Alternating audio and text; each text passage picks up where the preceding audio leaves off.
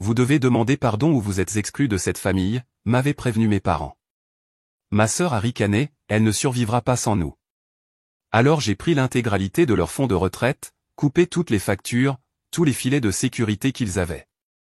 Le lendemain matin, pendant qu'ils étaient occupés aux préparatifs du mariage, mon téléphone n'arrêtait pas de sonner. 50 appels manqués.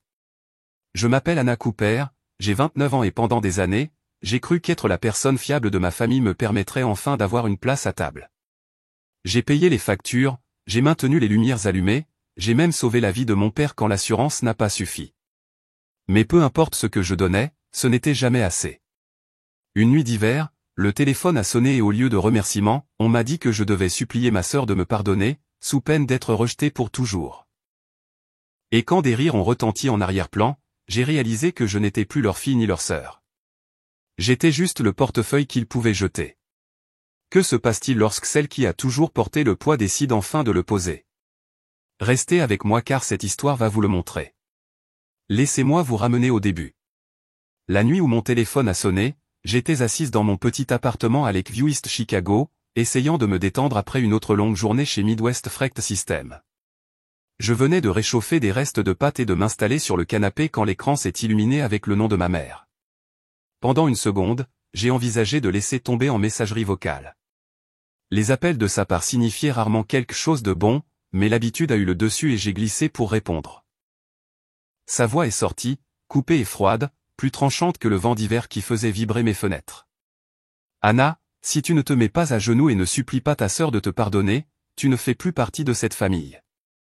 J'ai figé, la fourchette m'échappant des mains et tombant sur l'assiette avec un cliquetis. J'entendais de la musique en arrière-plan, des verres qui s'entrechoquaient, un éclat de rire. Ma mère n'était pas seule. Elle était entourée de gens qui célébraient, et j'étais à l'extérieur. J'ai ouvert la bouche, mais avant que je puisse répondre, une autre voix a retenti, suffisante et familière. Émilie, a-t-elle ri, insouciante, comme si tout cela n'était qu'une blague. Elle ne survivra pas sans nous. Ma poitrine s'est serrée, les mots m'ont blessé plus profondément que je ne m'y attendais, même si une partie de moi savait que je ne devrais pas être surprise. J'ai pressé le téléphone plus fort contre mon oreille, attendant que ma mère explique, qu'elle adoucisse, qu'elle dise quoi que ce soit qui puisse atténuer le coup. Rien n'est venu. Le silence s'est étiré, brisé seulement par les acclamations étouffées d'un toast. En arrière-plan, j'ai imaginé mes parents aux côtés d'Émilie, souriant, levant leur verre, pendant que j'étais assise dans ma chambre d'un lit avec un radiateur fissuré et un corps fatigué.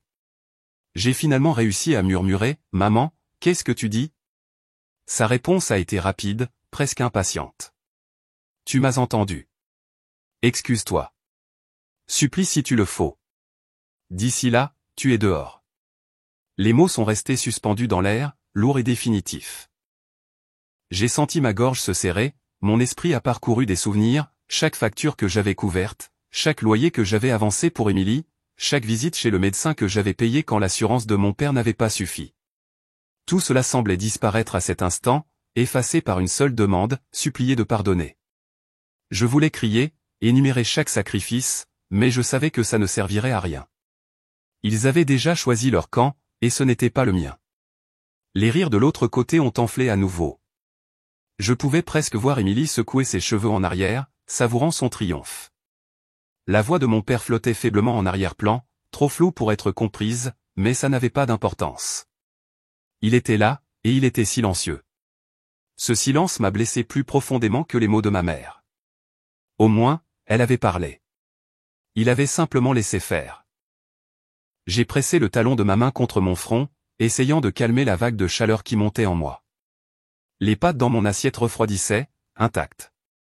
J'ai fixé mon faible reflet dans l'écran noir du téléviseur, de l'autre côté de la pièce. Mes épaules étaient affaissées, mes yeux creux, comme un fantôme dans ma propre vie. Le téléphone pressé contre mon oreille semblait plus lourd qu'il ne devrait l'être. Enfin, la voix de ma mère est revenue, nette mais calme, comme si elle s'était éloignée du bruit. Réfléchis Anna. Fais ce qui est juste. Son ton s'était presque adouci, mais pas assez pour importer. Puis la ligne est morte. J'ai gardé le téléphone contre ma joue un instant plus longtemps avant de le poser sur la table. Mes mains tremblaient sur mes genoux. La pièce autour de moi était silencieuse, à l'exception du ronronnement du vieux radiateur. Dehors, le trafic se déplaçait le long de Sheridan Road, étouffé par le vent. Mes pensées ricochetaient, suppliaient de pardonner, hors de la famille, le rire moqueur d'Emily, le silence de mon père. Je suis resté immobile, respirant peu, jusqu'à ce que les sons extérieurs se fondent en un flou sourd. Je me suis appuyé sur le canapé et j'ai fermé les yeux, mais les mots repassaient en boucle, chacun plus aigu que le dernier.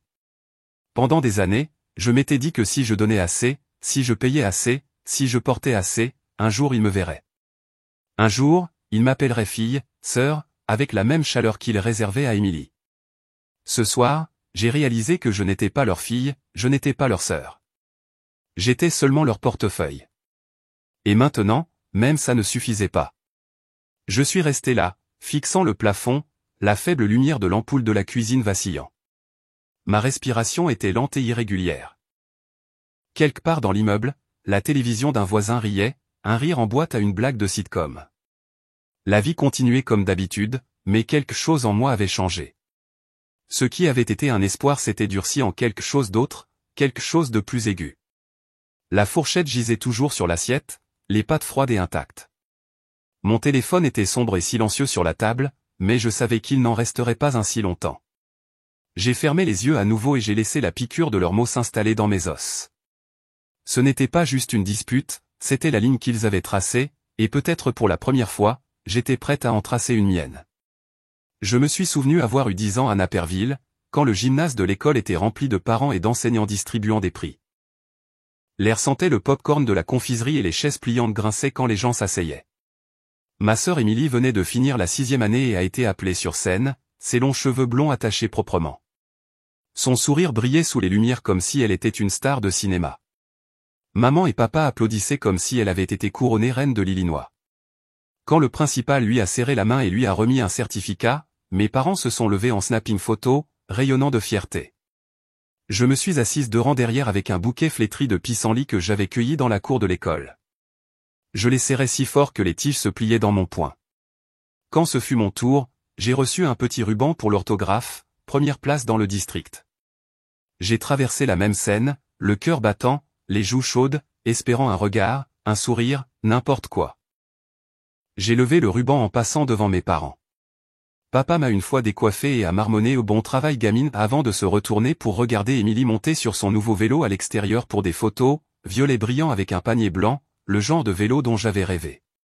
Je suis resté là avec mes pissenlits et j'ai essayé de croire que j'avais de l'importance. Les étés avaient toujours leur rythme.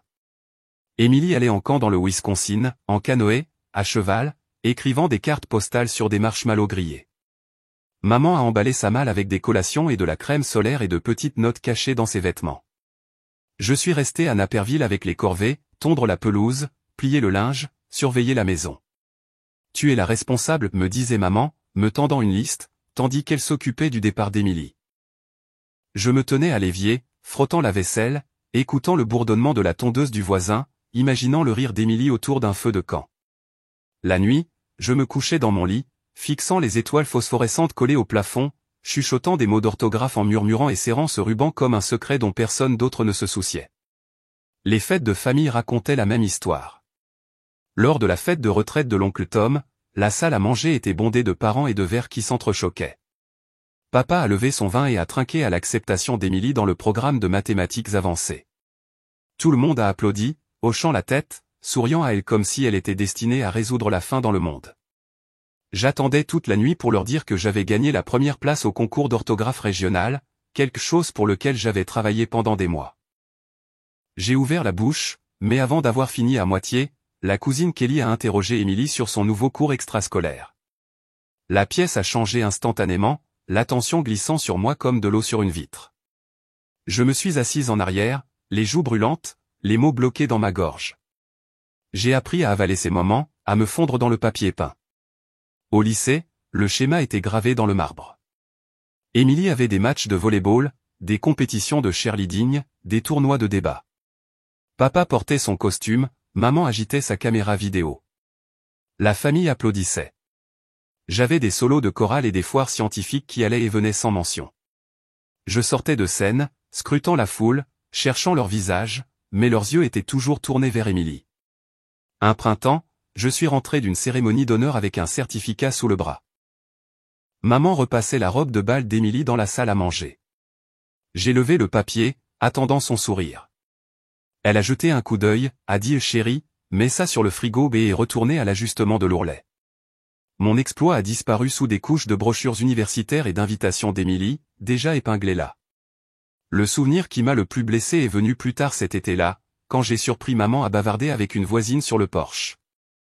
Émilie est notre fierté et notre joie, si talentueuse, si pleine de promesses. Anna est gentille, bien sûr, mais Émilie est spéciale. J'ai figé dans le couloir, les mots me gravant comme du verre. Gentille. C'était mon rôle. Gentille et fiable. Pas brillante, pas éblouissante, pas inoubliable. Juste celle qui maintenait les choses en marche pendant qu'Émilie brillait. Même adulte, ces moments vivaient en moi. Assise dans mon appartement après cet appel téléphonique, j'ai réalisé que rien n'avait changé. Le son des rires derrière les mots de ma mère, le ton suffisant d'Émilie, le silence de papa. C'était le même script que je vivais depuis l'enfance. On s'attendait à ce que je porte le poids, à ce que je disparaisse tranquillement quand ma présence menaçait le centre de l'attention. Pendant des années, j'ai cru que si je donnais assez, il me verrait. Mais la vérité était gravée il y a longtemps. Émilie était spéciale. J'étais gentille. Et gentil n'était jamais suffisant. J'ai pensé à la fille que j'avais été, serrant son ruban dans l'obscurité, priant pour que les yeux de ses parents la trouvent. Elle a vite appris que l'attention ne venait pas. Chaque moment négligé gravait une cicatrice plus profonde. Cette nuit-là à Chicago, après l'appel téléphonique, j'ai senti l'ancienne cicatrice pulser à nouveau. Seulement, cette fois, elle ne ressemblait pas à une blessure. Elle ressemblait à un avertissement, un rappel de ce que le silence m'avait coûté. Je me suis levé et j'ai marché jusqu'à la petite fenêtre qui donnait sur Sheridan Road. Des flocons de neige commençaient à tomber, tourbillonnant sous les lampadaires. Les voitures passaient avec des phares projetant des traînées blanches sur la vitre. J'ai pressé ma paume contre le vitrage froid et j'ai laissé le froid pénétrer ma peau. Pour la première fois, je n'imaginais pas les yeux de mes parents se tourner vers moi. J'imaginais détourner les miens. La pensée était terrifiante et étrangement libératrice. Si j'arrêtais d'essayer de gagner leur amour, qu'est-ce que je perdrais que je n'avais pas déjà perdu? J'ai expiré longuement, les épaules lourdes, et je me suis éloigné de la fenêtre. L'appartement était encore silencieux, le radiateur sifflant doucement. Sur le comptoir se trouvait une pile de courriers non ouverts, la plupart des factures, des rappels de la vie que je maintenais déjà de mes propres forces. J'ai pensé au sacrifice que j'avais fait, à l'argent que j'avais versé pour garder mes parents confortables et Émilie à flot. J'ai pensé à comment rien de tout cela ne m'avait valu une place à cette table familiale. Peut-être qu'il était temps d'arrêter de payer pour un siège qui n'a jamais été le mien. La neige dehors s'épaississait, les flocons tourbillonnant sauvagement. J'ai tiré la couverture du canapé et je l'ai enroulée autour de moi, me recroquevillant dans le fauteuil près de la fenêtre. J'ai laissé les souvenirs défiler en moi, sans les combattre, les laissant simplement me montrer ce que j'avais essayé si fort d'ignorer. Je n'ai pas été oublié, j'ai été effacé. Et le seul moyen de changer cela était d'arrêter de les laisser tenir la gomme. L'horloge au mur a sonné minuit. J'ai fermé les yeux, la couverture bien serrée, le bourdonnement de la ville lointain. Le sommeil n'est pas venu facilement, mais quand il l'a fait, il a porté la plus légère trace de résolution, quelque chose de nouveau et d'inconnu. C'était petit, mais c'était là, et c'était à moi. Je me suis réveillé à la faible lumière grise d'un matin de Chicago, glissant à travers les stores. Le radiateur claquait en luttant contre le froid. Ma tête était lourde, mais je me suis forcé à la table de la cuisine et j'ai ouvert mon ordinateur portable. La lumière de l'écran a illuminé la petite pièce, attrapant la pile d'enveloppes que j'avais évitée. J'ai cliqué sur mon compte bancaire et les chiffres m'ont regardé, pas grand-chose, mais assez pour me rappeler combien j'avais travaillé dur pour chaque dollar. J'ai pensé à 2021, quand le téléphone a sonné juste après minuit au travail. La voix de ma mère se brisait, les mots tombant entre des sanglots. Ton père est en chirurgie. Ils ont dit que l'assurance ne couvrirait pas tout. Anna, qu'allons-nous faire? Je suis restée assise dans le bureau vide, les lumières fluorescentes bourdonnant au-dessus, fixant le total qu'elle m'avait donné, 18 000 $. L'assurance en payerait 10, il en restait 8. Mon épargne à l'époque était d'un peu plus de 8 000 $. Je l'avais constituée dollar par dollar, en réduisant les coûts, en sautant des vacances, en emportant des restes pour le déjeuner pendant que d'autres commandaient à emporter. Cette nuit-là, j'ai viré l'argent sans hésitation. J'ai tapé les chiffres lentement, les mains tremblantes, sentant que je versais mon avenir dans un vide. Ils n'ont jamais demandé combien de temps il avait fallu pour économiser cet argent. Ils n'ont jamais demandé ce que j'avais sacrifié. Maman a juste dit merci Dieu et a raccroché pour se précipiter à l'hôpital.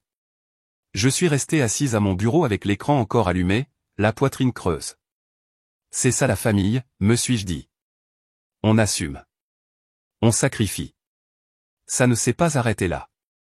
Quand papa est rentré, les factures continuaient de s'accumuler. Un après-midi, maman a appelé, disant que les services publics étaient en retard à nouveau. Ce serait plus simple si tout était à ton nom, a-t-elle dit. Tu es organisé. C'est ainsi que je suis devenu le nom sur l'électricité, l'eau, Internet. Chaque mois, comme une horloge, $250, parfois plus quand l'hiver de Chicago mordait fort. 4 ans de cela, plus de $12 000 dépensés, jamais une seule fois remboursés, jamais même reconnus. Et puis il y avait Émilie.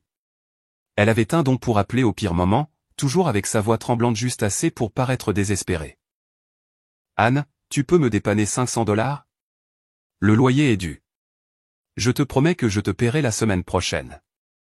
La première fois, je l'ai cru. J'ai envoyé l'argent, m'accrochant à l'espoir qu'elle tiendrait sa promesse. Une semaine plus tard, elle a appelé à nouveau, à court sur sa carte de crédit cette fois, $700. Puis $300 pour un vol de dernière minute, $900 pour le loyer quand elle a trop dépensé en vêtements, $600 pour des réparations de voiture. Chaque fois, c'était la même promesse, la semaine prochaine, je te paierai. Son Instagram racontait toujours une autre histoire, cependant. Cocktail sur les toits, manucure, vacances en Floride avec des boissons fruitées alignées sur une table. Un soir, je me suis assise à la table de la cuisine avec les reçus étalés, ma calculatrice clignotant sous la faible lampe. $8 000 pour la chirurgie de papa, $12 000 pour les services publics, $17 800 pour les urgences d'Émilie. Le total m'a regardé fixement, $45 800. Mon souffle s'est coupé, mes mains froides sur la table. C'était un acompte pour un condo, c'était la moitié de mes prêts étudiants, c'était la liberté. Au lieu de cela, c'était parti, évaporé en factures et en cocktails et en silence. J'ai voulu les appeler tout de suite pour exiger qu'ils me voient, mais je savais comment ça se passerait. Maman dirait que j'en faisais une montagne, papa se retirerait dans le silence, Émilie roulerait des yeux et me traiterait de dramatique. Alors j'ai empilé les papiers soigneusement, les ai glissés dans un dossier et les rangés. Mais le chiffre brûlait dans mon esprit, $45 800. Le prix d'être fiable, le coût d'être invisible. Je me suis appuyé en arrière sur ma chaise ce soir-là, fixant le dossier, la poitrine serrée. Le radiateur sifflait dans le coin, la neige tapotait doucement contre la vitre. J'ai pressé mes paumes à plat contre la table, comme pour me maintenir en place.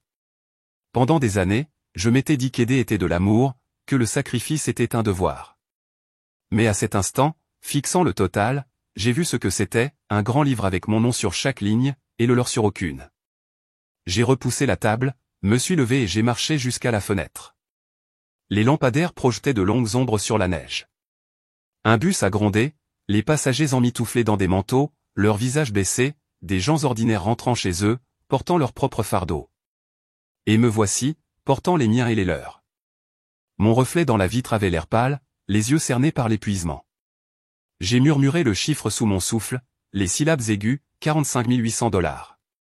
Le dire à voix haute le rendait plus lourd, plus réel d'une certaine manière. J'ai touché le verre froid, respirant lentement, et j'ai réalisé quelque chose que je ne m'étais jamais permise de penser. Si j'arrêtais de payer, si j'arrêtais de couvrir, si j'arrêtais de les sauver, le monde ne s'arrêterait pas. Peut-être qu'il ne serait que leur monde.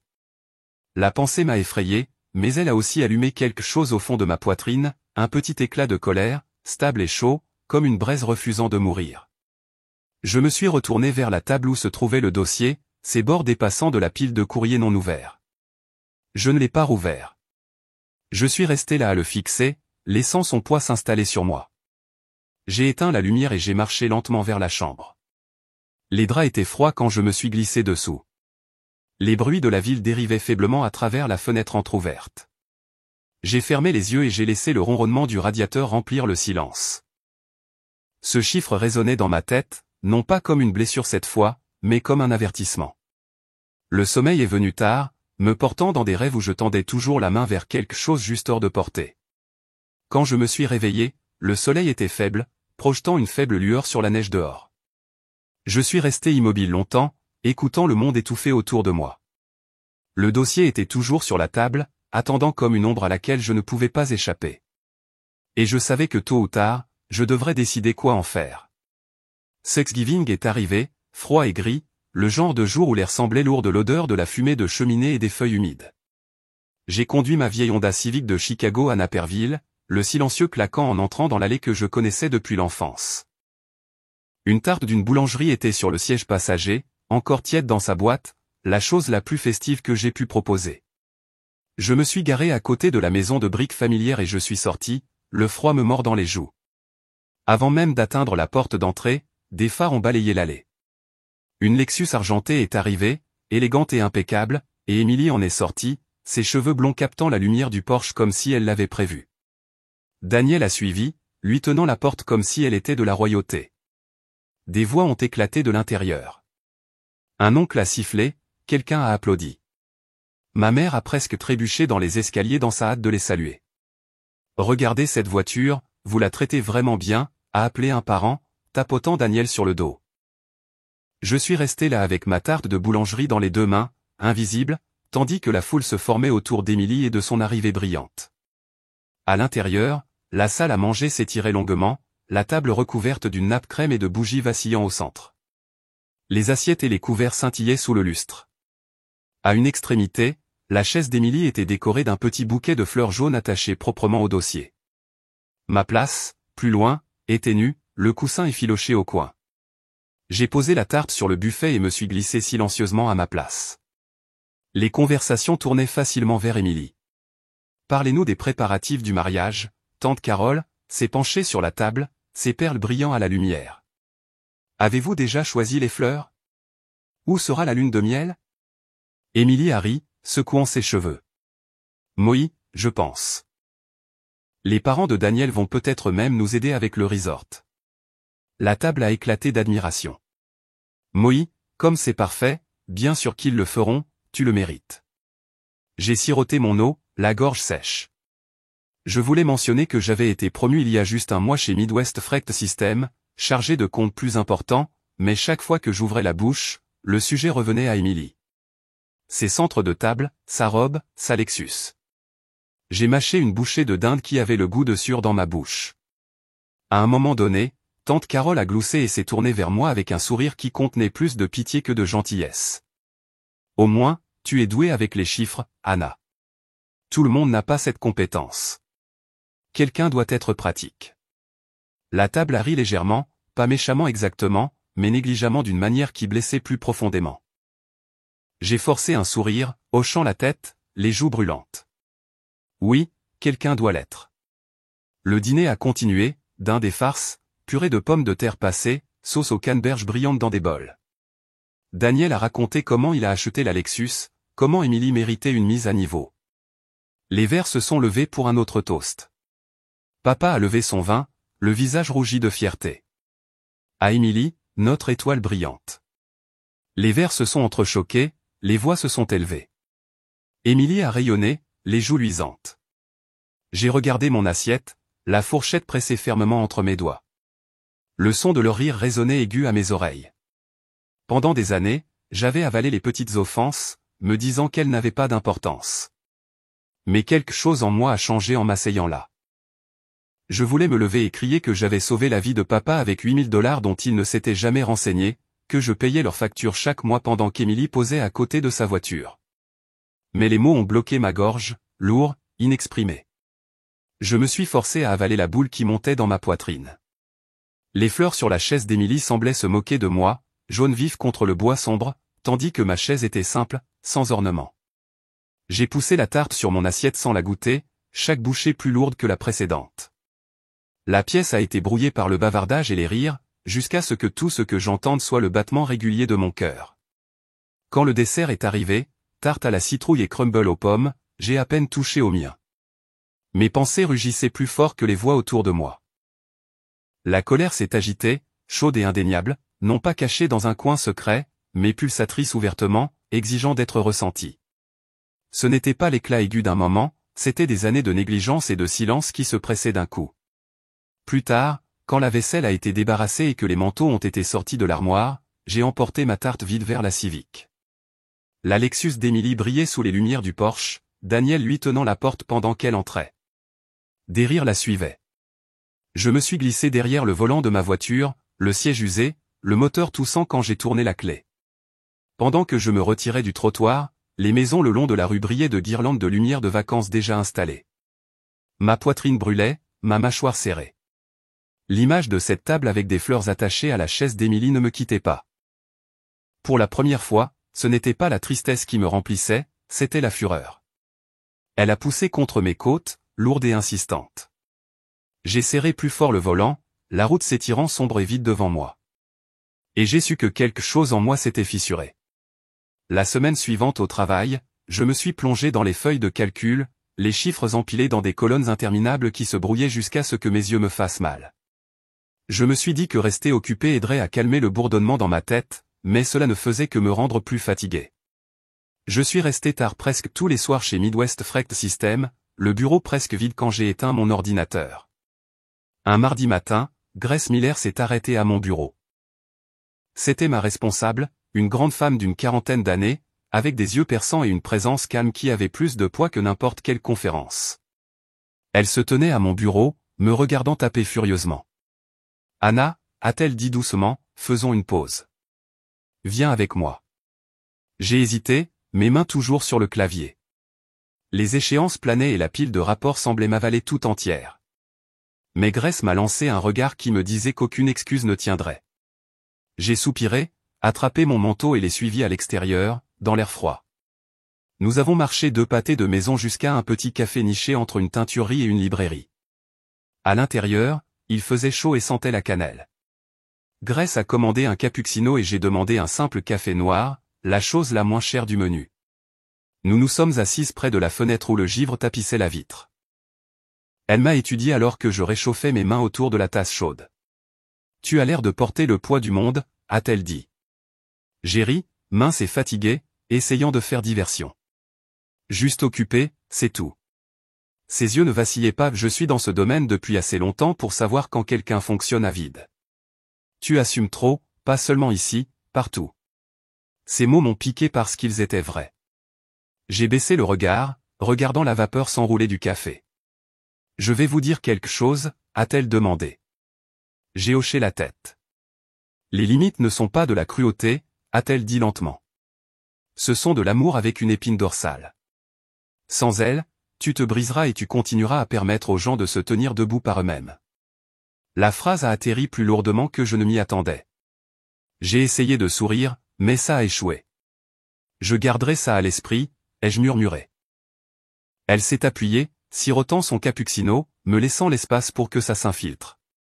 Plus tard cette semaine-là, j'étais dans la salle de pause quand j'ai entendu un groupe de collègues parler près de la cafetière. « As-tu entendu que Marc a été accepté à Booth » dit l'un d'eux, versant du sucre dans sa tasse. « Il commence à temps partiel cet automne. »« Booth » ai-je répété sous mon souffle. Un autre collègue a hoché la tête. « Oui, Université de Chicago Booth. Programme difficile, mais incroyable si tu veux faire progresser ta carrière. Honnêtement, tu serais parfaite pour ça, Anna. Tu es intelligente, tu as la discipline. » J'ai forcé un rire, écartant ça d'un geste. Moi? Je ne sais pas, c'est cher. Mais leurs mots ont planté une graine que je ne pouvais pas secouer. Cette nuit-là, je me suis assise sur mon canapé avec mon ordinateur portable, brillant dans le salon tamisé. J'ai tapé Université de Chicago Booth MBA dans la barre de recherche. Le site web s'est chargé, plein de photos d'étudiants en costume travaillant dans des salles de classe modernes surplombant la ligne d'horizon. Des mots comme leadership, transformation, futur ont jailli de l'écran. Mon cœur battait avec un étrange mélange de peur et de désir. Pendant des années, chaque dollar supplémentaire que j'avais étalé à mes parents, à Emily, pour colmater les trous dans des vies qui n'étaient pas les miennes. Je n'avais jamais osé imaginer quelque chose juste pour moi. Maintenant, l'idée d'entrer dans ces salles de classe, de construire un avenir qui m'appartenait uniquement, semblait à la fois impossible et enivrante. Je me suis appuyé en arrière, fixant les lumières de la ville à l'extérieur de la fenêtre. Pour la première fois depuis des années, je me suis permise de l'imaginer, non pas comme un fantasme, mais comme une porte entr'ouverte, juste assez large pour voir la lumière s'en échapper. Le lendemain, dans le couloir, Grace m'a attrapé le bras. « Tu as réfléchi à ce que j'ai dit ?» a-t-elle demandé. J'ai hoché lentement la tête. « Oui, j'ai réfléchi. » Elle m'a donné un sourire gentil mais ferme. « N'attends pas trop longtemps pour te mettre en premier. Personne d'autre ne le fera pour toi. » Ces mots ont résonné en moi toute l'après-midi pendant que je travaillais, chaque feuille de calcul et chaque email portant moins de poids qu'auparavant. Pour la première fois depuis longtemps, l'idée d'une vie différente, d'une vie qui ne tournait pas entièrement autour des factures et des obligations, semblait faiblement possible. Cette nuit-là, j'ai rouvert le site de Boost. Mes doigts ont plané sur le bouton « Demande d'information ». Mon estomac s'est retourné, un mélange égal de peur et d'espoir. Si j'arrêtais de porter tout le monde, peut-être que je pourrais me porter quelque part de mieux. J'ai cliqué. Le formulaire s'est chargé, des champs vides attendaient mon nom, mon email, mon avenir. Je suis resté là avec la lumière de l'écran sur mon visage, mes mains tremblant légèrement sur les touches. Je n'ai pas encore tapé. Je me suis juste laissé respirer la pensée. L'idée que ma vie ne devait pas être définie par ce que je pouvais sacrifier. Dehors, la neige recommençait à tomber, les flocons tourbillonnant sous les lampadaires. À l'intérieur, mon cœur battait vite, fort, insistant, comme pour me rappeler qu'il me restait encore du temps. J'ai tiré le vieux dossier de l'armoire, celui bourré de reçus, de relevés de services publics et d'impressions d'écran que j'avais imprimés dans un silence furieux. Mes mains tremblaient en parcourant les pages, le surligneur jaune saignant sur les chiffres les plus laids, 8 000 $ pour la chirurgie de papa, 12 000 $ pour les services publics, 17 800 $ pour les urgences sans fin d'Émilie. Les totaux me regardaient fixement comme des panneaux d'avertissement. J'ai glissé les papiers dans un nouveau classeur, en plastique bleu, que j'avais acheté chez Walgreen. Sur le devant, j'ai griffonné au marqueur noir, des lettres inégales se penchant les unes contre les autres, ce que j'ai fait et ce que je ne ferai plus. J'ai fixé les mots, le cœur battant, puis j'ai remis le capuchon du marqueur avec un claquement sec. Ça avait l'air puéril, mais c'était à moi, et pour une fois, ça ressemblait à quelque chose qui m'appartenait. Le lendemain, j'ai transporté le classeur dans mon sac pendant que je marchais dans le centre-ville de Chicago. Le vent fouettait fort le long de Michigan Avenue, me mordant les joues pendant que je me dirigeais vers la banque. La succursale Chase était chaude à l'intérieur, l'odeur de moquette se mélangeant à la faible odeur d'encre. Une jeune guichetière aux cheveux soigneusement peignés a levé les yeux alors que j'approchais du comptoir. « Je dois vérifier un compte », ai-je dit en glissant ma carte d'identité sur le bureau. Il a tapé rapidement, ses yeux parcourant l'écran. « C'est un compte de retraite conjoint avec Robert et Linda Cooper, n'est-ce pas ?» Mon pouce est accéléré, mais j'ai hoché la tête. « Oui. » Il a levé les yeux, professionnel mais hésitant. « Êtes-vous autorisé à effectuer des retraits ?» J'ai avalé difficilement, ma voix plus stable que je ne le ressentais. « Oui, je le suis. » Un instant plus tard, il a poussé un formulaire sur le comptoir. « Une fois que vous aurez signé cela, les fonds pourront vous être versés. » J'ai tenu le stylo fermement, ma signature saccadée mais ferme. Le poids me faisait transpirer la paume. Il a rassemblé les papiers, hochant la tête poliment. « Souhaitez-vous un chèque de banque ou un dépôt direct ?» J'ai pris une profonde inspiration, les lumières fluorescentes bourdonnant au-dessus. « Dépôt direct, s'il vous plaît. » En sortant de la banque, j'ai tiré mon manteau plus fort, l'air plus vif qu'auparavant. Mon sac semblait plus lourd, bien qu'il n'y ait rien à l'intérieur sauf le classeur. J'imaginais Émilie dans une boutique, les bras pleins de robes, faisant glisser sa carte avec son sourire insouciant habituel, pour seulement voir refuser s'afficher à l'écran. L'image m'a traversé d'un frisson, moitié peur, moitié soulagement. Je me suis arrêté dans un café au coin, j'ai commandé le café filtre le moins cher qu'ils aient et je me suis assise près de la fenêtre, regardant la neige tomber dans la rue. Mon téléphone a vibré avec un SMS d'Émilie. « Anne, tu peux couvrir mon loyer ce mois-ci ? Promis, je te rembourserai. » J'ai fixé les mots jusqu'à ce qu'ils se brouillent, puis j'ai glissé le téléphone face cachée sur la table. Pas cette fois. Ce soir-là, j'ai appelé Mark Reynolds, un vieil ami de l'université qui était maintenant avocat spécialisé en droit financier. Il a répondu avec la même voix calme que je me souvenais des sessions d'études d'il y a des années. Anna, ça fait longtemps. Qu'est-ce qui se passe? J'ai hésité avant de tout lui raconter, le classeur, les années de facture, le fonds de retraite. Son ton a changé, professionnel mais ferme. Si votre nom est sur ce compte, vous avez légalement droit d'accéder à ces fonds. Vous avez tous les droits. En l'entendant, j'ai eu l'impression que quelqu'un avait défait un nœud dans ma poitrine. Je ne volais pas, je reprenais ce qui m'appartenait déjà. Je l'ai remercié, la voix tremblante, et nous avons promis de nous rattraper correctement une autre fois. Quand j'ai raccroché, je me suis assise en silence à la table de ma cuisine, le classeur ouvert devant moi. J'ai retracé avec mon doigt les chiffres surlignés, chacun racontant une nuit où j'étais resté éveillé tard, une paix que j'avais étirée au maximum, un rêve que j'avais reporté. Mon estomac se tordait de peur à l'idée de ce qui arriverait quand il le découvrirait, mais sous cela, pulsait quelque chose de plus stable, le pouvoir. Le lendemain matin, je suis passé chez AT&T, mon souffle se condensant dans le froid. En entrant dans le magasin lumineux, une vendeuse a recherché le forfait familial, 4 lignes, toutes sous mon nom. Il a haussé les sourcils. Vous voulez diviser ce compte? Oui, ai-je dit. Gardez ma ligne. Ils devront ouvrir la leur. Il a fallu près d'une heure de formulaire, de signature et de bordereau de confirmation. Quand je suis sorti, le soleil était bas, la lumière orange se répandant sur les trottoirs gelés. Mes mains tremblaient alors que je fourrais le reçu dans mon sac, mais cette fois, ce n'était pas de peur. De retour à la maison, je me suis connecté au portail Comed, j'ai supprimé le mode de paiement. Confirmation. Puis Norla. Puis Xfinity. Chaque fois, un nouvel email glissait dans ma boîte de réception, preuve que les liens invisibles que j'avais tendus pendant des années étaient enfin rompus. Quand j'ai fermé l'ordinateur portable, l'appartement était silencieux, à l'exception du sifflement du vent contre les fenêtres. Je me suis appuyé en arrière sur ma chaise, le cœur battant, sentant comme si je venais de couper des cordes qui me maintenaient sous l'eau. J'imaginais Émilie essayant de contacter ses amis par FaceTime et trouvant sa ligne coupée. J'imaginais maman allumer la lumière et se demander pourquoi la facture avait été rejetée. Pour une fois, les conséquences n'étaient pas à moi d'emporter le fardeau. J'ai fermé doucement le classeur et les posé sur le comptoir. Dehors, la neige tombait régulièrement, recouvrant la ville de blanc. J'ai respiré lentement, profondément, et pour la première fois depuis des années, l'air ne semblait pas lourd. Il semblait être le début de quelque chose de différent, quelque chose que j'avais presque réussi à me convaincre que je ne méritais pas. 2 nuits plus tard, mon téléphone s'est allumé avec une demande d'appel vidéo. Le nom à l'écran m'a noué l'estomac. Je l'ai presque laissé sonner, mais une partie de moi voulait voir leur visage. J'ai glissé, et la caméra s'est remplie du salon de mes parents, une lumière chaude se répandant sur les meubles familiers. Ma mère était assise sur le canapé, les lèvres serrées, et mon père était penché en avant sur sa chaise.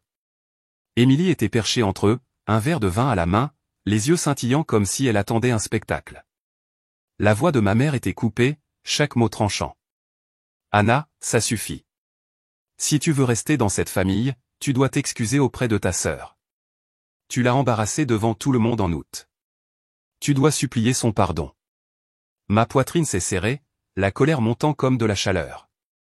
Émilie s'est rapprochée de la caméra, son sourire suffisant. Nous savons tous que tu ne réussiras pas sans nous. Tu n'y es jamais arrivé. Ces mots coulaient avec confiance, comme si les années pendant lesquelles j'avais payé son loyer et couvert ses erreurs avaient été effacées. J'ai pris une lente respiration. J'ai porté cette famille, ai-je dit, gardant ma voix égale. La chirurgie de papa, les services publics, les forfaits téléphoniques, vos factures de carte de crédit, Émilie. J'ai tout payé. Sans moi, aucun de vous ne serait assis là en ce moment. Le visage de maman s'est durci. Ne déforme pas les choses. La famille cède, c'est ce que nous faisons. Mais c'est le moment d'Émilie, pas le tien. Elle mérite son moment sans que tu n'apportes de drame. Le silence de mon père était plus fort que leur voix. Il s'est appuyé en arrière, les yeux fixés quelque part hors champ, la mâchoire serrée. Il ne m'a pas défendu. Il ne l'a jamais fait. Émilie a ri, le son aigu à mes oreilles. Tu as toujours besoin de faire de toute une affaire personnelle. Pauvre Anna, la martyre. Tu n'es rien sans nous. Les mots ont frappé, mais ils ne se sont pas enfoncés comme ils l'auraient fait autrefois. J'ai senti quelque chose de stable en moi, quelque chose qui s'était construit depuis que j'avais imprimé ces reçus et signé ces formulaires. Je me suis penché en avant, regardant droit dans la caméra. Je ne supplie pas. Pas cette fois. Pendant un instant, l'appel est devenu silencieux. Le sourire d'Émilie a vacillé. La bouche de ma mère s'est ouverte puis fermée, cherchant des mots. Mon père a bougé, mais n'a toujours rien dit. Maman a finalement sifflé, baissant la voix, comme si elle avait peur que les voisins l'entendent. Prends conscience de ce que tu fais. Si tu t'éloignes de cela, tu t'éloignes de ta famille. J'ai laissé le silence s'étirer, le cœur battant, stable, pas frénétique comme avant. Quand j'ai finalement parlé, ma voix est sortie calme, presque silencieuse. Peut-être qu'il est temps que vous voyiez qu'il ne peut vraiment pas vivre sans moi. J'ai appuyé sur le bouton rouge et l'écran est devenu noir. L'appartement était silencieux, à l'exception du faible ronronnement du radiateur. Mon téléphone a vibré presque immédiatement avec un autre appel entrant. Je l'ai retourné face cachée sur la table. Mes mains tremblaient, mais ce n'était pas de peur. C'était du soulagement. Pour la première fois, je n'avais pas avalé leurs mots. Je les avais rendus, nets et propres. J'ai marché jusqu'à la fenêtre. Les lumières de la ville s'étiraient sur la nuit gelée. La neige s'accrochait au bord de la vitre, scintillant sous la lumière des lampadaires. Mon reflet me regardait, pâle mais stable, les yeux plus clairs qu'ils ne l'avaient été depuis des années. Je l'ai murmuré à moi-même, un vœu, une vérité que j'avais enterrée trop longtemps. Je ne suis plus leur portefeuille. Mon téléphone a vibré à nouveau, puis à nouveau, vibrant sur la table. Je l'ai laissé sonner. Les appels continueraient, mais la ligne était déjà tracée. Le matin après cet appel, je me suis réveillé avant le lever du soleil, l'appartement calme et froid. Mon classeur était posé sur la table de la cuisine, sa couverture bleue captant la faible lumière qui filtrait à travers les stores. J'ai passé mes doigts sur les mots que j'avais écrits là, ce que j'ai fait et ce que je ne ferai plus, et j'ai ressenti une stabilité que je n'avais pas connue auparavant. Ce jour ne serait pas comme les autres. Je me suis enveloppé dans mon manteau et mes bottes, le vent coupant net alors que je descendais Sheridan Road vers l'arrêt de bus. Mon sac me pesait à l'épaule, le classeur glissait à l'intérieur comme une arme. Quand je suis arrivé à la succursale Chase sur Michigan Avenue, la ville se réveillait, le trafic s'épaississait, les gens se pressaient avec des tasses de café fumant à la main. À l'intérieur de la banque, il faisait chaud et lumineux. J'ai approché du comptoir, mes gants humides de neige fondue. Le guichetier m'a reconnu de ma visite quelques jours auparavant. Il a levé les yeux poliment, prêt à procéder. J'ai hoché la tête, glissant ma carte d'identité et les documents vers lui. Il a tapé rapidement, le clic des touches remplissant le silence. Une fois le transfert confirmé, il m'a regardé attentivement. Êtes-vous sûr de cela? Ces fonds seront déplacés immédiatement. Ma gorge s'est serrée, mais je me suis forcé à répondre. Oui, faites-le. Il a hoché la tête, a appuyé sur un bouton et l'imprimante a craché des bordereaux de confirmation. Il les a fait glisser sur le comptoir. L'intégralité du fonds de retraite est maintenant à votre nom. Ma main a tremblé alors que je signais. Quand j'ai rassemblé les papiers et les ai glissés dans mon classeur, le poids était différent. Pas de culpabilité, pas de peur. Du pouvoir. En quittant la banque, j'ai marché dans le vent glacial, mon écharpe bien serrée, la neige crissant sous mes bottes. J'imaginais mes parents sirotant leur café ce matin-là, toujours sûrs de leur conviction que je couvrirais tout. Ils n'avaient aucune idée que le filet de sécurité avait été retiré. Je me suis dirigé ensuite vers le magasin AT&T. Le vendeur, un jeune homme à la coupe courte, tapotait sur sa tablette. « Vous voulez diviser ce forfait familial ?» a-t-il demandé, ses sourcils levés. « Oui. » Gardez ma ligne. Ils devront établir la leur. Il a fallu près d'une heure de paperasse. Il a fait glisser le reçu final sur le comptoir. Les autres lignes sont inactives à partir de maintenant. J'ai plié le papier et l'ai glissé dans le classeur, mon pouce accélérant à l'idée d'Émilie essayant d'appeler ses amis et trouvant son numéro déconnecté. Quand je suis arrivé chez Comed, le ciel était devenu gris, la neige tourbillonnait plus fort. Je me suis connecté au compte sur une borne. J'ai retiré ma carte. Aucun mode de paiement en dossier. Ensuite, Norla. Puis Xfinity. Chaque clic, chaque email de confirmation dans ma boîte de réception coupait un autre lien qui m'avait attaché. Cette nuit-là, je me suis assise à la table de ma cuisine avec le classeur ouvert, les bordereaux de confirmation soigneusement empilés. Le radiateur sifflait dans le coin, l'odeur de la soupe réchauffée remplissait la pièce. Mes mains tremblaient alors que je disposais les papiers dans l'ordre, surlignant les totaux à nouveau, $8 000, $12 000, $17 800. Et maintenant, $220 000. Les chiffres brillaient comme s'ils attendaient depuis toujours d'être vus. J'ai pressé mes paumes à plat sur la table, sentant le bois frais sous ma peau. Pendant des années, je m'étais dit que le silence était la survie, que mon seul rôle était d'être fiable. Mais maintenant, le silence s'était transformé en quelque chose d'autre, il était devenu une stratégie. Je n'étais plus celle qui colmatait les trous. J'étais celle qui coupait le courant. Le téléphone a vibré à côté de moi. Maman, puis Émilie, puis papa. L'écran s'est allumé encore et encore, jusqu'à ce que je le repousse. Je pouvais les imaginer à la table de la cuisine à Naperville, la maison chaude et lumineuse, réalisant soudainement que les factures n'étaient pas payées, les téléphones coupés, le compte de retraite vidé. Leur panique viendrait par vagues, et cette fois, ce ne serait pas moi qui les sauverais. Je me suis appuyé en arrière, laissant la chaise craquer, fixant le plafond. La peur vacillait encore en moi, vive et insistante. Et s'ils venaient après moi? M'accuseraient de vol? M'entraîneraient au tribunal? La pensée me tordait l'estomac. Mais je me suis souvenu de ce que Marc avait dit, si votre nom est sur le compte, vous avez le droit. Vous n'êtes pas obligé de soutenir qui que ce soit. J'ai ouvert mon ordinateur portable et j'ai rouvert son email, relisant ces mots, stable et ferme. Légalement, vous êtes hors de danger. Émotionnellement, c'était une autre affaire. Mes mains se sont relâchées sur le classeur, mes épaules se sont légèrement détendues. Dehors, la neige soufflait par rafales violentes, recouvrant la ville de blanc. J'ai pensé au sourire suffisant d'Émilie, riant de moi par téléphone. J'ai pensé à ma mère exigeant des excuses, au silence de mon père. Pour la première fois, j'ai senti le poids se déplacer à nouveau sur eux. C'était à leur tour de porteur ce que j'avais porté si longtemps. L'horloge a sonné minuit. J'ai fermé le classeur, l'ai posé doucement sur le comptoir et j'ai éteint la lampe. L'appartement était silencieux, la neige tombant régulièrement contre la vitre. Je suis monté au lit, serrant la couverture autour de mes épaules.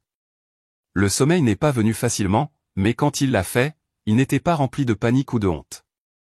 Il était lourd et profond, le genre de sommeil que je n'avais pas connu depuis des années. Le matin du mariage d'Émilie est arrivé, froid et tristement gris. Je me suis assise à la table de ma cuisine avec une tasse de café qui avait déjà refroidi, fixant l'écran de mon ordinateur portable. Son site web de mariage était toujours ouvert, le genre où l'on pouvait faire un RSVP, consulter la liste de cadeaux, même voir le plan de table. Mon nom avait été effacé. Là où Anna Cooper apparaissait autrefois sous aux familles, il n'y avait qu'un espace vide, comme si je n'avais jamais existé. En parcourant Facebook, le nœud dans ma poitrine s'est resserré. Émilie avait posté une photo d'elle dans une robe de mariée soyeuse, ses cheveux bouclés en vagues parfaites. La légende disait, la famille avant tout, toujours. Les commentaires s'empilaient, superbe, Daniel a tellement de chance, tu rayonnes, mais tout ce que je voyais, c'était le mensonge dans ces mots. Famille avant tout, sauf si cette famille était moi. J'ai claqué l'ordinateur portable, le son faisant vibrer la table. Mon appartement semblait plus petit que jamais, le radiateur sifflant, les murs se rapprochant. Mon téléphone a sonné, tranchant le silence. Le nom de maman s'est allumé. J'ai regardé un instant avant de glisser pour répondre. Sa voix était tendue, urgente. Anna, le paiement hypothécaire n'est pas passé. La banque ne cesse d'appeler. Ils ont dit qu'il y aurait des frais de retard, peut-être pire. Que s'est-il passé? As-tu oublié? Un rire amer m'a échappé, bien qu'il sonne plus comme une fissure. Je n'ai pas oublié, maman. Je l'ai annulé. Il y a eu une inspiration brusque à l'autre bout. Qu'est-ce que tu veux dire, tu l'as annulé? Tu ne peux pas simplement. J'ai coupé, mon ton plat. Je peux, et je l'ai fait. Ce n'est plus ma responsabilité. Sa voix a baissé, frénétique. Nous n'avons pas le temps pour ça aujourd'hui. C'est le mariage de ta sœur. S'il te plaît, règle ça et nous en parlerons plus tard. J'ai laissé le silence s'étirer, les années allaient porter pesant lourd dans ma poitrine. Puis j'ai dit calmement, j'apporterai un cadeau. Avant qu'elle ne puisse répondre, j'ai raccroché. J'ai marché jusqu'à l'armoire, et tiré le classeur bleu de l'étagère et l'ai glissé dans mon sac, ses bords dépassant comme une lame, rugueux sous mes doigts. Je me suis assise sur le bord du lit pendant un long moment, fixant le sol, mon cœur battant. Sous les nerfs, il y avait quelque chose de stable, presque calme. Quand je suis sorti, la neige s'était arrêtée. Les rues de Chicago étaient mouillées, brillantes sous la lumière grise d'hiver. J'ai hélé un taxi au lieu de prendre le train. Je ne me faisais pas confiance pour ne pas faire demi-tour si je me donnais trop de temps pour réfléchir. Le trajet jusqu'à l'hôtel Hilton sur Michigan Avenue a semblé interminable. La circulation rampait, les klaxons retentissaient, le chauffeur marmonnait sous son souffle, mais tout ce que j'entendais, c'était mon propre pouls dans mes oreilles. Ma main reposait sur le classeur sur mes genoux, comme s'il pouvait m'ancrer. L'hôtel se dressait, vitreux et haut, son entrée bondée de voitures noires et d'invités en manteau et robe. J'ai payé le tarif, serré mon manteau plus fort et suis passé devant le portier qui tenait ouvertes les portes bordées d'or. Le hall brillait de lustre, des rires s'échappant dans le couloir de la salle de bal. Je pouvais déjà imaginer les longues tables drapées de blanc, le gâteau imposant, les flûtes de champagne alignées à la table d'honneur, les chaises familiales, dont une laissée vide, attendant. Bien qu'il préférerait qu'il en reste ainsi. J'ai serré ma prise sur le classeur et me suis avancé dans le couloir. La musique devenait plus forte, des cordes joyeuses et du piano se répandant dans l'air. Ma poitrine me faisait mal, mais mes pas ne faiblissaient pas. J'avais promis d'apporter un cadeau, et j'avais l'intention de le livrer. À la porte de la salle de bal, je me suis arrêté, j'ai redressé les épaules et gelées ouvertes. La chaleur et le bruit m'ont frappé comme une vague. Les conversations ont faibli, les têtes se sont tournées alors que j'entrais. Personne ne m'attendait. J'ai traversé les rangées de tables, mes talons claquant sur le sol poli. Mes yeux se sont fixés sur le gâteau imposant dans le coin, 5 étages de pâte à sucre et de fleurs en sucre. J'ai posé le classeur à côté, avec un bruit solide, plus fort qu'il n'aurait dû l'être. Mes mains ne tremblaient plus. 45 800 $, ai-je dit clairement, ma voix portant dans la pièce. C'est ce que j'ai couvert pour cette famille. Facture d'hôpital, service public, internet, le loyer d'Émilie, ses cartes de crédit, ses vols. J'ai tout porté. Mais aujourd'hui, je ne suis plus votre banque. Un halètement a parcouru la foule. Émilie a figé son sourire, sa main serrant son verre de champagne. « Qu'est-ce que tu fais » a-t-elle sifflé, son visage virant au cramoisi. « Tu ne peux pas venir ici et gâcher mon mariage. » J'ai secoué la tête. « Je ne le gâche pas. Je dis la vérité. » Daniel a regardé de moi à Émilie, son sourcil froncé. « De quoi parle-t-elle » Émilie a émis un rire cassant. « Elle exagère, Daniel. Tu sais comme elle est. Toujours dramatique, toujours à chercher l'attention. » J'ai ouvert le classeur et en ai sorti une pochette transparente remplie de papiers, de captures d'écran de messages textes, de virements bancaires, tous surlignés en jaune. Je les ai posés sur la table, le plastique crépitant. « Ce sont tes messages, Émilie. Chaque promesse que tu n'as jamais tenue. » Des murmures se sont répandus parmi les invités. Certains se sont penchés en avant, d'autres ont échangé des regards. La main de Daniel tremblait autour de son verre.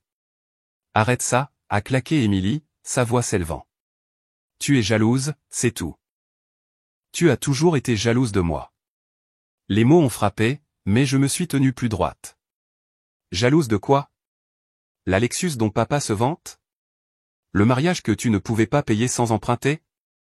J'ai été invisible dans cette famille pendant des années, et tout ce temps, j'étais celle qui maintenait les lumières allumées. » Le verre de Daniel a glissé de sa main et s'est brisé sur le sol. La pièce est devenue silencieuse. Il a regardé Émilie, la mâchoire serrée, les yeux écarquillés, comme s'il la voyait pour la première fois. Le silence pesait lourd, des centaines d'yeux fixés sur nous. J'ai senti mon pouls dans ma gorge, mais ma voix est restée stable. J'ai porté cette famille assez longtemps. Ce soir, je la dépose. Personne n'a bougé, personne n'a parlé. Pour la première fois depuis des années, je n'étais pas l'ombre en arrière-plan. J'étais debout dans la lumière, la vérité se répandant là où personne ne pouvait l'ignorer. Le visage d'Émilie est devenu d'un rouge vif, son bouquet tremblant dans sa main comme si elle allait me le lancer. Tu as tout gâché, a-t-elle crié, sa voix se brisant sous le poids de la pièce. Tu réalises ce que tu as fait? C'était censé être ma journée parfaite. Le bavardage a augmenté, les invités se déplaçant sur leur siège, certains chuchotant, d'autres regardant ouvertement. Maman s'est pressé un mouchoir sur la bouche, les larmes lui striant les joues. Anna, comment as-tu pu faire ça, a-t-elle supplié, sa voix brisée. Pas ici, pas aujourd'hui. J'ai gardé mes yeux sur Émilie. Je n'avais pas besoin de hausser la voix. Chaque mot était plus tranchant pour avoir été dit calmement. Je n'ai pas gâché ta journée. J'ai arrêté de mentir pour toi. Le groupe dans le coin s'était tu.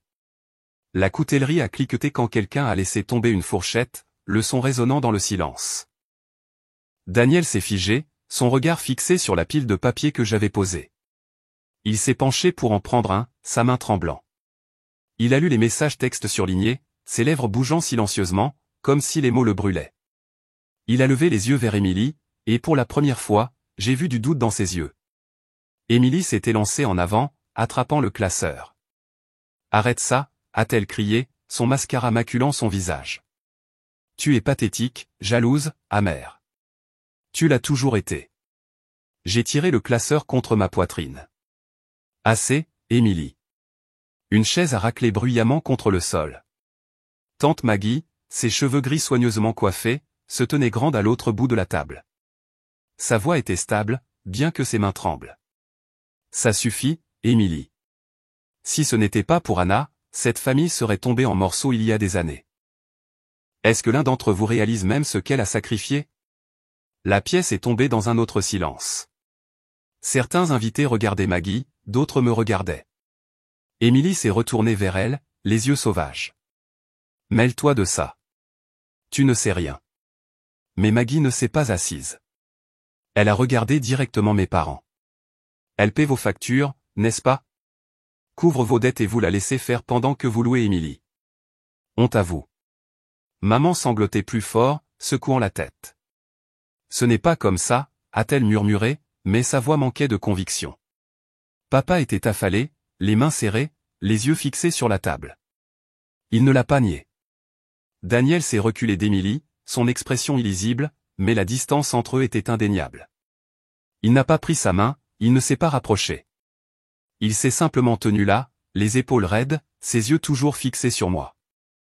Les invités ont commencé à murmurer à nouveau, plus fort maintenant, des morceaux de conversation flottant à travers la salle de bal.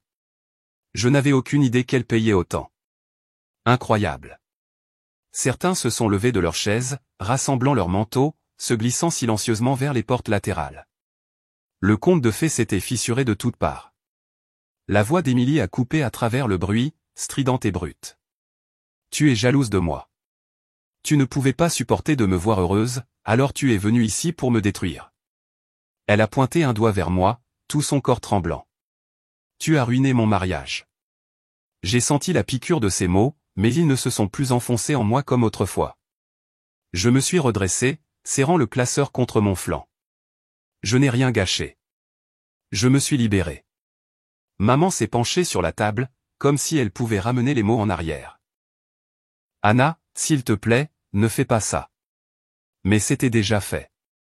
Émilie s'est effondrée sur sa chaise, sa robe parfaite se froissant alors qu'elle sanglotait, son maquillage maculé. Daniel s'est détourné d'elle, la mâchoire serrée, puis s'est dirigé vers la sortie latérale sans un mot. Ses chaussures vernies résonnaient contre le marbre. Émilie s'est levée en criant son nom, mais il n'a pas regardé en arrière.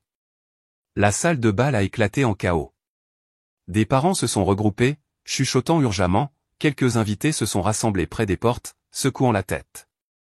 Maman s'est effondrée sur l'épaule de papa, sanglotant, tandis qu'il restait figé, le visage pâle, son silence plus lourd que tout ce qu'il aurait pu dire.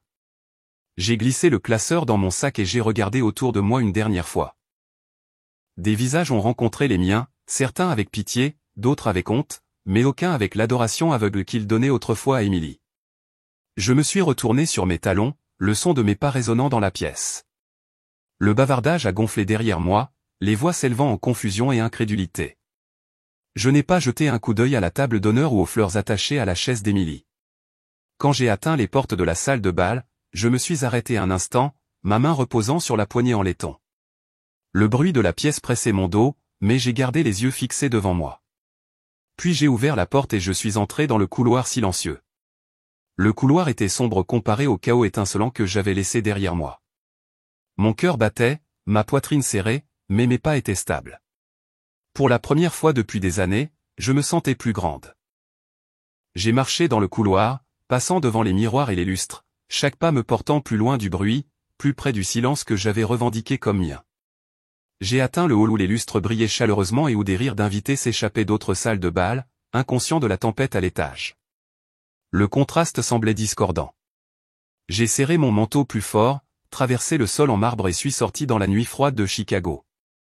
Des flocons de neige dansaient dans l'air, la ville bourdonnant faiblement au loin. J'ai pris une profonde inspiration, le froid mordant mes poumons, et l'ai expiré lentement. Mes mains tremblaient toujours, mais pas de peur. De soulagement. J'ai marché vers Michigan Avenue, le bruit du trafic se mêlant au craquement de la neige sous mes bottes. Mon téléphone a vibré dans ma poche, vibrant encore et encore, mais je ne l'ai pas sorti. Pour une fois, je n'ai pas ressenti le besoin de répondre.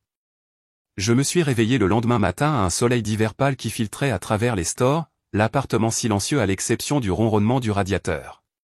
Pendant quelques instants, je suis resté immobile, me demandant si la nuit dernière n'avait pas été un rêve. Puis mon téléphone s'est allumé sur la table de nuit. Les notifications s'empilaient, l'une après l'autre. Facebook, Instagram, même LinkedIn. Le mariage d'Emily était partout, mais mon nom aussi. Je me suis assise lentement et j'ai ouvert l'un des posts. La photo montrait Emily dans sa robe de mariée, la salle de bal derrière elle brillant de lumière. Les commentaires, cependant, n'étaient pas le cœur adorateur auquel elle était habituée. Superbe robe, avait écrit quelqu'un. Mais as-tu entendu ce que ta sœur a dit, avait tapé une autre, sans embâche. L'argent de la famille ne signifie pas l'argent de ta sœur. Fais mieux. Mon estomac s'est tordu en faisant défiler. Ses amis qui autrefois inondaient sa page de cœur étaient silencieux. Quelques-uns de mes cousins avaient ajouté leur grain de sel, disant ouvertement ce que personne n'avait osé dire auparavant, si ce n'était pas pour Anna, les Cooper auraient perdu la maison. J'ai posé le téléphone, pressant mes mains sur mon visage. Étrangement, il n'y avait pas de ruée de triomphe, aucune douceur à voir son piédestal se fissurer. Ce que je ressentais était plus léger, comme si le poids qui pressait ma poitrine s'était enfin déplacé. Dans l'après-midi, un collègue m'a envoyé un SMS, « Anna, as-tu vu ce qui se passe chez le cabinet d'Emily ?» 6 juin, une capture d'écran d'un fil LinkedIn. Des collègues de son agence de marketing remettaient en question sa crédibilité. L'un d'eux a même laissé entendre qu'elle pourrait perdre leur plus gros client après le spectacle public. J'ai fixé l'écran, expirant lentement. Les actions ont des conséquences. Et cette fois, les conséquences n'étaient pas à moi d'assumer. J'ai ouvert mon ordinateur portable à la table de la cuisine, le même endroit où j'avais autrefois comptabilisé chaque facture et chaque sacrifice. Le classeur bleu était à proximité, fermé mais lourd, comme un témoin. J'ai tapé Université de Chicago Booth MBA dans la barre de recherche et j'ai ouvert le portail de candidature. Mes doigts ont plané sur les touches, mon cœur martelant. Les mots de Grace ont résonné dans mon esprit. Les limites sont de l'amour avec une épine dorsale. Ligne par ligne, j'ai commencé à remplir la candidature. Le curseur clignotait comme un battement de cœur. Nom, adresse, historique professionnel. Chaque entrée donnait l'impression de sculpter un morceau de terrain qui m'appartenait enfin. Quand j'ai cliqué sur Soumettre, l'email de confirmation est arrivé dans ma boîte de réception. Ma poitrine me faisait mal, mais c'était une douleur plus proche de l'espoir que de la douleur. Plus tard, j'ai ouvert mon application bancaire. Pendant des années, j'avais gardé une enveloppe rangée dans un tiroir, étiquetée urgence familiale. Des centaines ici, parfois $1000, économisés pour l'appel téléphonique inévitable de maman tard dans la nuit ou le prochain déficit de loyer d'Emily. Maintenant, l'enveloppe était vide, son but terminé. J'ai transféré ce qui restait dans un nouveau compte et je l'ai étiqueté Voyage Aurora. Dans les notes, j'ai tapé Islande, aurore boréale. Le montant était faible, juste quelques centaines, mais c'était à moi. Pas pour les factures, pas pour les sauvetages. Pour moi. En cliquant sur Confirmer, une chaleur s'est répandue en moi. Je me suis appuyé en arrière, fixant la ligne d'horizon de Chicago brillant faiblement contre le ciel assombrissant. Pour la première fois depuis des années, le son de mon téléphone qui vibrait ne m'a pas fait sursauter. Ça n'avait pas d'importance qui appelait. Cet argent, ce rêve, cet avenir était intact. J'ai éteint la lampe et je me suis assise dans la lumière tamisée de la pièce, le économiseur d'écran dansant sur le mur. Mes mains reposaient lâchement sur mes genoux. L'appartement ne ressemblait plus à une cage.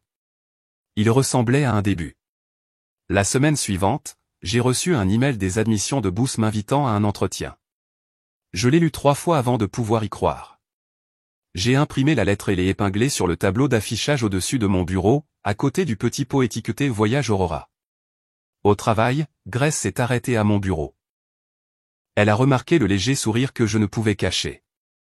Quelque chose a changé, a-t-elle dit en connaissance de cause. J'ai hoché la tête. J'ai postulé.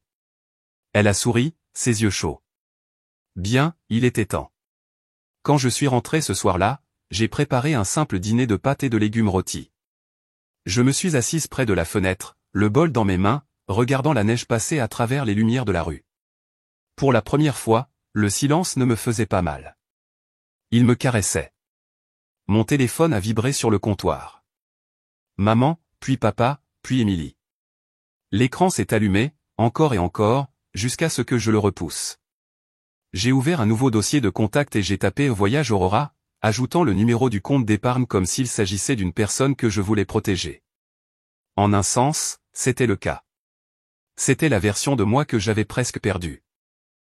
J'ai posé le téléphone et j'ai pris une autre bouchée de pâtes, savourant le silence. La ville bourdonnait faiblement dehors, vivante et indifférente.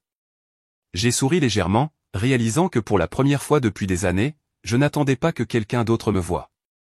Je me voyais enfin. 1 an plus tard, l'hiver était de retour à Chicago, le genre qui saupoudre la ville de blanc et étouffe le bruit dehors. Dans mon appartement de Lakeview, je me suis recroquevillé dans mon fauteuil avec une tasse de chocolat chaud réchauffant mes mains. La ligne d'horizon scintillant faiblement à travers le verre givré. Sur la table à côté de moi, mon téléphone a vibré. Pendant un long moment, je l'ai laissé sonner. Les vieilles habitudes meurent difficilement, et chaque vibration remuait encore un souvenir familier. Mais cette fois, le nom à l'écran m'a fait m'arrêter. Papa. J'ai répondu lentement, pressant le téléphone à mon oreille. Sa voix était rauque, hésitante. Anna. C'est moi. Le silence s'est étiré entre nous, rempli d'années de mots jamais prononcés. Enfin, il a soupiré, lourd et usé. Tu as sauvé cette famille plus de fois que je ne peux compter. Tu as payé des factures que j'aurais dû payer, tu as porté des fardeaux qui n'étaient pas les tiens, et je ne t'ai jamais remercié. Pas une seule fois. J'ai eu tort. Les mots semblaient étrangers, fragiles, comme entendre une langue que je ne savais jamais avoir besoin. Mes yeux ont piqué et j'ai serré plus fort la tasse contre ma poitrine. Tu n'as pas à être parfaite, papa, ai-je dit doucement. J'ai juste besoin de respect. Sa gorge s'est dégagée, épaisse d'émotion. Tu mérites plus que ça. J'espère qu'un jour nous pourrons réessayer. Après avoir raccroché, je suis resté dans le silence, la ville bourdonnant faiblement dehors. Pendant des années, j'avais porté le poids d'être invisible, inaudible, réduite à rien d'autre qu'une source d'argent. Maintenant, même si les excuses étaient tardives, elles ont dénoué quelque chose en moi. Les SMS de maman étaient devenus rares au fil des mois. Plus de demandes, plus de rappels acerbes, juste des mots simples comme « Comment vas-tu » ou « J'espère que tu vas bien ». Émilie était complètement silencieuse. Je ne l'avais pas vue depuis le mariage, bien que des nouvelles aient filtré par des parents. Elle avait été humiliée, sa brillance ternie, son emploi plus sûr. Je n'avais pas besoin de détails. Le silence suffisait.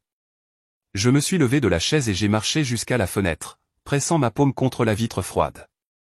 Des milliers de lumières s'étiraient à travers la ville, chacune prouvant que la vie avançait, peu importe qui regardait. Pour la première fois, j'ai senti que je pouvais simplement rester immobile sans être laissé pour compte. Sur le comptoir, épinglée proprement sur le tableau d'affichage, se trouvait ma lettre d'acceptation de Booth. À côté d'elle se trouvait le pot étiqueté Voyage Aurora, maintenant plus rempli que je ne l'avais jamais imaginé. Chaque fois que j'y glissais un billet de $20, j'imaginais les aurores boréales balayant un ciel islandais sombre. Il ne s'agissait plus d'argent. Il s'agissait de la promesse. J'ai pensé à la fille que j'avais été, assise au dîner de famille avec ses exploits avalés tout entiers par le silence. La jeune femme qui virait de l'argent au milieu de la nuit, espérant qu'un jour quelqu'un remarquerait. La sœur qui était qualifiée de dramatique chaque fois qu'elle essayait de parler. Elle avait vécu dans l'ombre des autres, mais elle les avait aussi survécus. Et maintenant, elle était libre.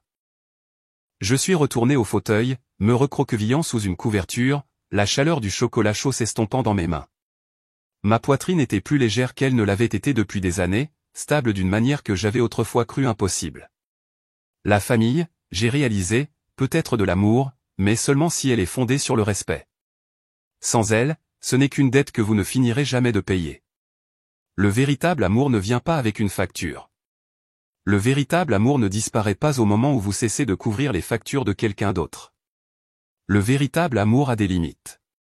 J'ai posé la tasse, respiré profondément et me suis permis un petit sourire. Si vous vous êtes déjà senti comme le portefeuille de votre famille, portant un poids dont personne ne vous remercie, j'espère que mon histoire vous a rappelé que vous n'êtes pas seul. Dites-moi dans les commentaires si vous avez déjà vécu quelque chose de similaire, et n'oubliez pas de liker et de vous abonner pour entendre plus d'histoires comme la mienne. Parfois, partager la vérité est le premier pas vers la liberté.